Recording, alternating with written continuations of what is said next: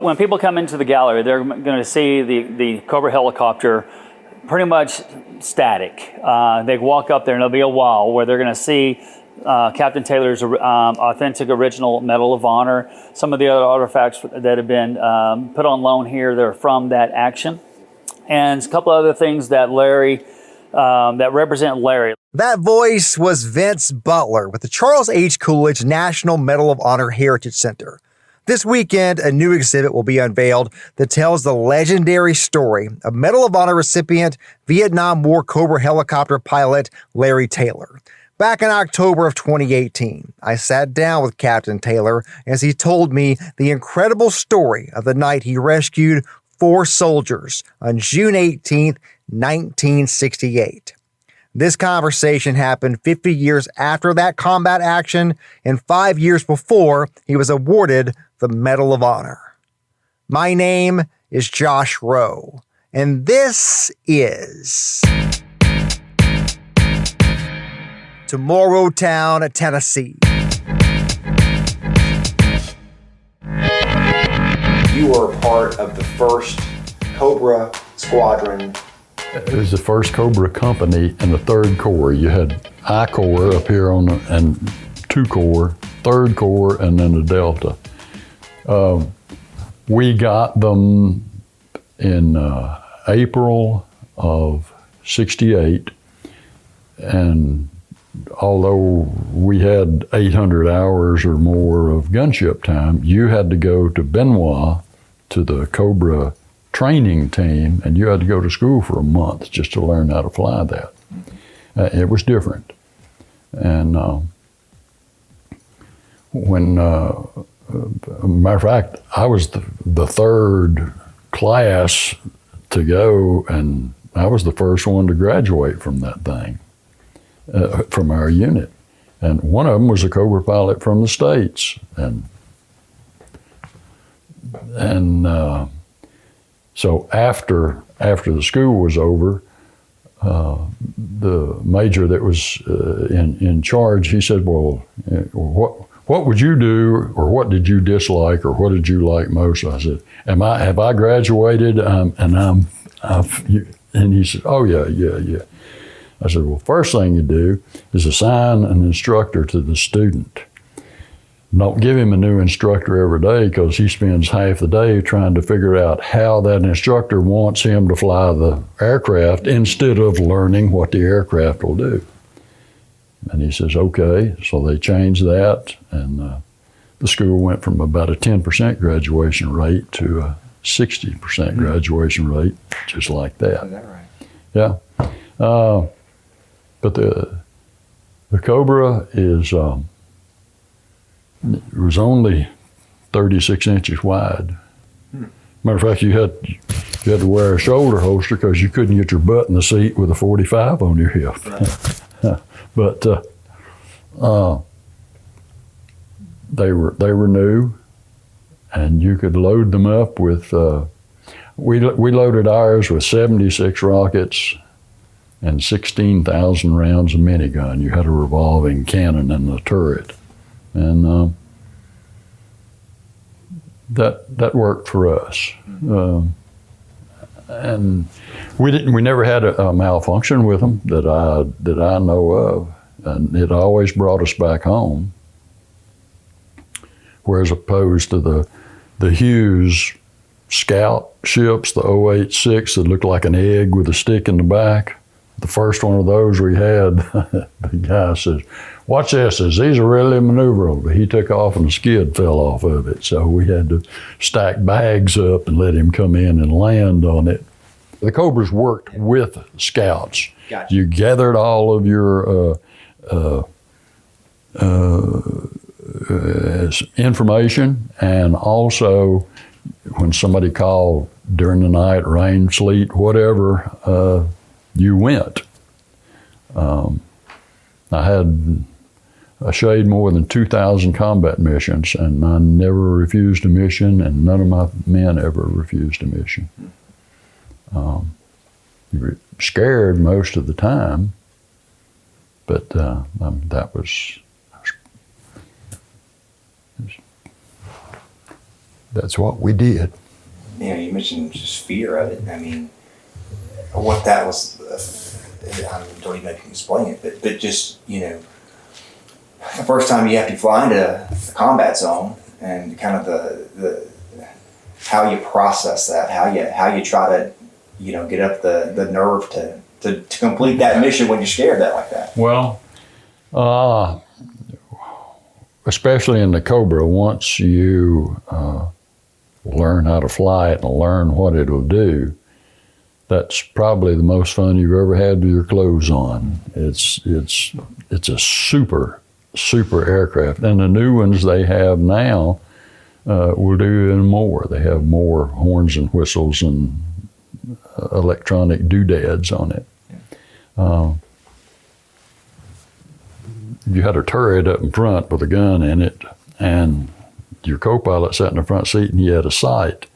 And if you were flying in this direction and somebody shot at you, he would put the sight on the target and pull the trigger. Well, the sight would measure the distance between the target and the gun, the angle of deflection, and the speed of the aircraft, and it may be firing here, and the bullets would curve around and go in there. Some of them, ours didn't, but some of the Cobras had a 40 millimeter grenade launcher in the nose. And somebody would shoot at you and you just go pa-doop, pa-doop, pa-doop, and put it back. And that guy thought, well, man, you missed. And all of a sudden, here they'd come right in the hole. And that was super. We were amazed with it and impressed. And every one of them brought us back home. I want to talk about the night of the story. That was the 18th of June, 1968. How long have you been flying missions at that point? See, I got out of school in April, May, June, about 6 weeks. So pretty early on. Yeah. And we got a call that Wildcat 2 needed some help to go to the village of Apgokong, which was about 15 clicks northeast of Saigon. And you didn't know where they were because it was like flying in an inkwell. But on your FM radio, you've got a position there where you can put it on home. And when someone transmits to you, a needle will point to them. So you turn to it. You fly down that needle and tell them to count to 10 or whatever. And when you pass over them, that needle will switch around in opposite direction so you know exactly where they are. You don't know where the hell you are, but you know where they are. And there's no street signs or anything like that out there. So. And this was in 3 Corps where this happened? Yeah. Gotcha. And so when we got there, they said, well, here's the problem. Said, we were supposed to recon this village here and around this village for a week. And they were waiting on us. And they got surrounded in a big rice paddy by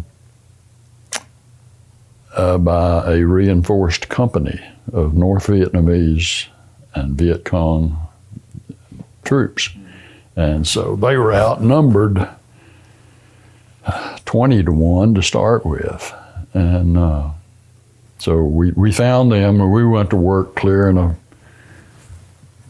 hole for them. And but we began to run out of rockets and run out of ammunition, and you couldn't see anything. So the village was to the north. I called the artillery and said, drop some magnesium flares, parachute flares, over that village. That'll backlight the village and throw a little light out here so I can kind of see what I'm doing. And the bursting height was 1,500 feet, so it would come down and light up the village before it went out. And on into the mission, I was out, I had 100 rounds left of minigun, and my fuel light was on. That means you got 20 minutes to go somewhere, and that's all. But I needed to think of something innovative to pull these guys out, because they were going to die. There were 4 of them, and they were surrounded by about 60 people in a ring. And I told the patrol leader, I said, "You still have a compass that works?"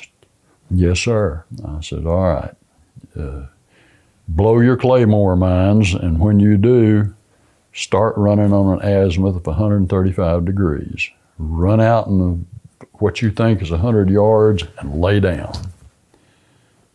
So he said, "Yes, sir." And I saw him go boom, boom, boom, boom. And my gunner came around with his turret on 135 degrees and blew the last 100 rounds into that circle where there were circles. So it made an opening. They ran through it, and I turned out all of my lights and flew on 135 degrees, which I thought was 100 yards, and flared and landed and set it down in the dark. And then I nearly sat down on top of them. And I didn't have to say anything to them. I just opened the canopy and said, "Did you call for a taxi?" And 2 of them jumped on the skid, and a guy in California painted that, knowing the story, and he painted it. 2 of them jumped on the far side. They were sitting on the skid holding on to the strut, and these 2 jumped on the rocket pods. And that was my co-pilot who controlled the turret gun, and that was me. So we picked them up, and the co-pilot says, "Well, sir, so what we going to do with them?" I said, "Oh, hell, I forgot about that." So I called my base station, and they said, "Well, A Troop is down at the water company pulling security, so take them down there." So we flew down the river and called toward Saigon and called them on FM, and that needle pointed right to them. So we went in and sat down, and they got off and walked out in front of the ship, and then they disappeared. And later we got to be best friends with the 2 of them. And one, Bob Elsner, he was from Pennsylvania, I think, and he died, Agent Orange complications. But Dave Hill, he's from Nevada, from I'll think of it in a minute. Anyway, we correspond every day, and they decided, "Well, you got a Silver Star for this mission." And I said, "Well, I didn't know anything about that. I was in Germany 10 months later." And the colonel called and said, "Did you wear your greens today?" And I said, "Yes, sir." And he said, "Get over here to the trophy room. The Deputy Secretary of Defense is here to present you with a Silver Star." And I said, "Are you sure?" And he says, "Get the hell over here, Taylor." So I did, and sure enough, Vance, not Vance Packard, I'll think of it in a minute. Don't ever get old. Don't ever get old, Josh.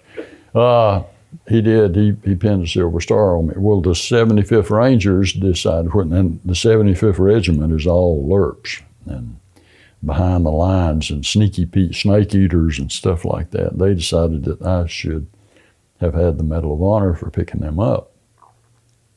And So they petitioned the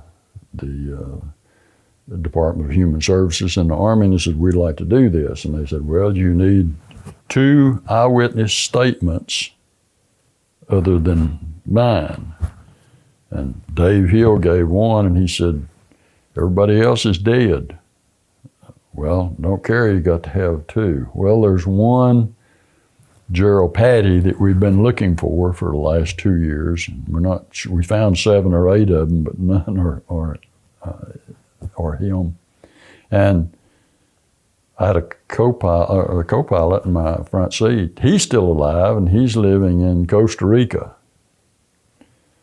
I know the province, but I don't know the town. And so I can't get one from him either.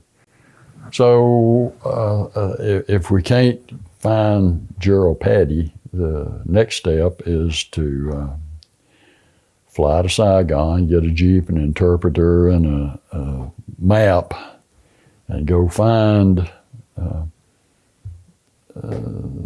survivor of that battle and take his statement and have it translated, sworn to, and notarized and all of that, and submit that to the Army.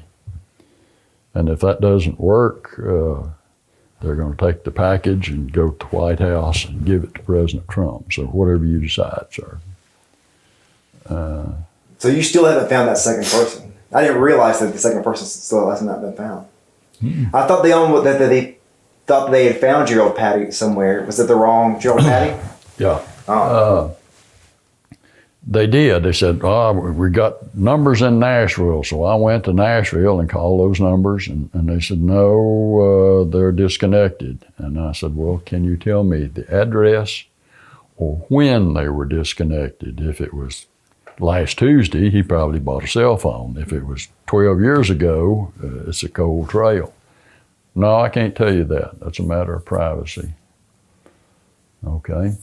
So, yeah, we found 2 in Missouri that didn't pan out, 1 in New Jersey, a little bit different spelling, and it didn't pan out. So they're still working on it. But at one point, according to the story, he's from Maryville, Tennessee. He is. And one of the guys and I are going to go to Maryville, try to get into voting records, which they won't let you. Mm-hmm. Try to get into high school records, which they won't let you. Talk to IRS. I bet the sheriff would tell you if he'd ever been arrested. Right. So we'll just spend a couple of days up there, and if that doesn't work, I don't want to go back to Vietnam, but we may have to. Have you talked? I'm sure there are Vietnam veterans in that area. Have you talked to any of those guys to see if there's any connection? Did they grow up with them, knew them in the past, anything like that? They suggested that we contact the newspaper because whenever a local boy does something, they always write it in the local paper. So I would imagine they do. I planned that trip 3 different times. But once I had to have a cancer treatment, and once I had to have a biopsy done on the kidney, and I just, like when we finish, I've got to go to the doctor this afternoon, and then tomorrow I've got to go. You told me you were expecting a surgery, but you had to find a surgeon that could do the procedure? Is that correct? They found one, but he retired or quit or he disappeared. So they're trying to find a surgeon who knows what a kidney looks like and approximately where it's located in the body. It's helpful. You need that. Yeah, you need that knowledge. So I don't know, but my urologist seems to think that the kidney cancer is not as important as the prostate. And my medical oncologist says, yeah, so the prostate cancer will kill you before the kidneys do. He said, we can jerk a kidney out and throw it away. But he says, your PSA keeps going up. And I just got off of a 6-month tour of chemotherapy. and all your hair falls out, your eyebrows, eyelashes, even the hair in your nose falls out. And but this is hair from June to today. Right. June, July, August, September. That's what it looks like after 4 months. But if I go back on chemo, it'll look like a grape again, which is all right. I don't care. Is that through the VA, or is that a private doctor? No. The VA gives you a physical once a year and says, "Are you still being treated?" And yes, okay, we'll come back and see us in a year. And no, they won't even give you medicine unless the VA doctor is your primary medical oncologist. And I said, "Well, do you have one?" And they said, "No." And I said, "Well, duh." And they said, "Well, just do the best you can do." And they try. I've got friends in Arizona that died just waiting to get into the hospital in Phoenix. And that's not right. Let me ask you about that rescue. From what I understand from that was the first known time that type of rescue was done with the Cobra. Is that correct? Yeah. That they'd only been in service 6 weeks or so. And through the entire war, there were only a handful, right? If any. None that I know of, but it's possible. Who knows? Who knows? Records and all that. Yeah. If they kept records of that kind of thing. That's the only one that you're aware of. Yeah. And that was the thing to do. That's what we did, and that's what needed doing. Let me ask you this thought. Clearly, it was a very dangerous thing to do. You knew that, and this is probably something you thought about every time you went into combat, is that I have seen people who were captured and tortured, and hell no, there was no doubt in my mind. I just had to create a diversion to get their mind off of shooting at me to go in and get them. And we went in, plopped down, and we weren't on the ground more than 10 seconds. And then I took off, and got up to 1,500 feet and cut my lights on, and then they started shooting at us for sure. And then flew them down to Saigon and let them off. well, I guess what I'm trying to get at is that I'm always struck by just the humility and the selflessness of combat vets, of their ability to turn whatever switch that is off in their head and go in there and take care of somebody. Like, what is that? Where does that come from?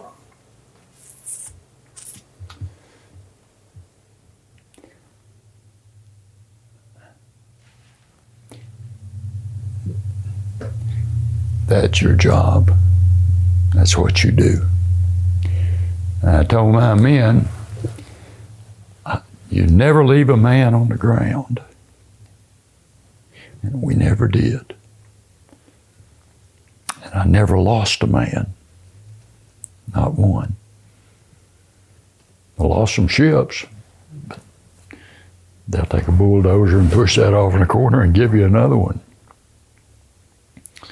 But that's just what you do. And I told the men, if it's a question of you running out of gas, just land close to them and we'll pick you up when we pick everybody else up. Don't you ever come back and say, well, we almost did, but no. And to a man, I think everybody in our outfit felt the same way. And we had a special love for the Lurks, the Long Range Reconnaissance people. They're weird. Their faces were painted green and black. And a couple of times when I got shot down, and that's a different ball game, it wasn't long before 6 little guys came walking out of the woods with their faces all painted. And they protected us until we got the ship slung out. And that's what they did. You took a good dozen bullet holes in your ship that day, didn't you? The crew chief counted 16. That's what duct tape's for. You shine a flashlight in there and see where it comes out and see if it hit the tail rotor drive shaft or anything important. And then you put a piece of duct tape on the inside and one on the outside and go on. Eventually, when it goes in for service, they'll replace a panel or whatever. But yeah, hell, they'll fly with duct tape on them.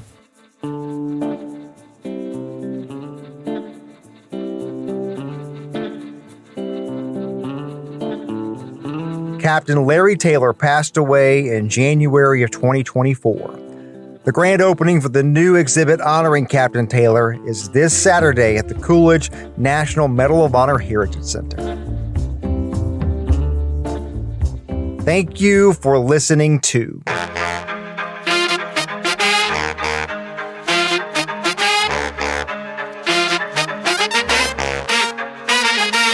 Tomorrowtown, Tennessee.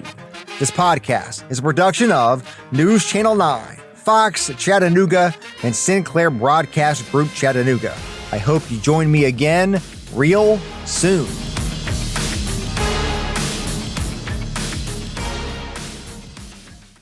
Are you looking for a new job or want a career change? Look no further than Monster.com. Need a little help standing out? Our expert resume writing services will make sure you shine. Want to brush up on your interview skills? Engage with our AI interview prep tool. Want some advice on negotiating your new salary? Visit our salary tools and extensive library of career advice articles, and you'll have all the tips and tricks you'll need to succeed. Visit Monster.com today and take the first step towards your career. Monster.com. Find your right job fit.